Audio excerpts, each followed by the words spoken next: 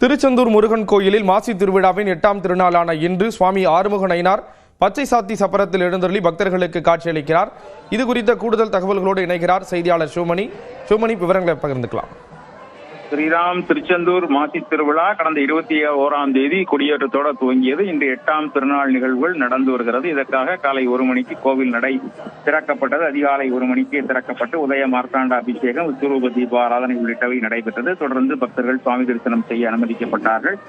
இந்த நிலையில சுவாமி ஆறுமுக நயினார் அங்கிருந்து கோவிலில் இருந்து அங்க சண்முகவிலாச மண்டபத்தில் எழுந்தருளினார். அங்கு அவருக்கு சிறப்பு அபிஷேக ஆராதனைகள் நடைபெற்றது. அதன் பிறகாக இந்த சிவன் கோவிலுக்கு அந்த மண்டபத்திற்கு அருகே இருக்கக்கூடிய அந்த மண்டபத்துல சுவாமி காலை 9 மணிக்கு எழுந்தருளிய சண்முகவிலாச மண்டபத்திலிருந்து அந்த சிவன் கோயில் பகுதியில் இருக்கக்கூடிய மண்டபத்துக்கு எழுந்தருளினார். அந்த பகுதியில சுவாமிக்கு மீண்டுமாக அபிஷேக ஆராதனைகள் நடைபெற்றது. காலையில பிரம்மனுடைய அம்சமாக வெள்ளை பட்டு உடுத்தி அந்த சப்பரத்தில் எழுந்தருளி பக்தர்களுக்கு காட்சியளித்தார். தற்போது விஷ்ணுனுடைய அவதாரமாக சுவாமி சுப்பிரமணியர் பல்வேறு அவதாரங்கள், அதாவது தமிழ் கடவுளாக பார்க்கப்படக்கூடிய அவர் அனைத்து கடவுளின் அம்சமாக பார்க்கப்படுகிறது. அந்த அடிப்படையில அவர் முதல்ல இன்று காலையில பிரம்மனுடைய அம்சமாக பார்க்கப்பட்ட நிலையில தற்போது பச்சை பட்டுடுத்தி பச்சை இலை மற்றும் முழுமையாக பச்சை நிறத்தில் இருக்கக்கூடிய விஷ்ணுவுடைய அம்சமாக அந்த சப்பரத்தில் எழுந்தருளி அவர் பக்தர்களுக்கு அருள் பாலித்து வருகிறார். விழாவினுடைய சிகர நிகழ்வான திருத்தேரோட்டம் 10ஆம் திருநாளான அன்று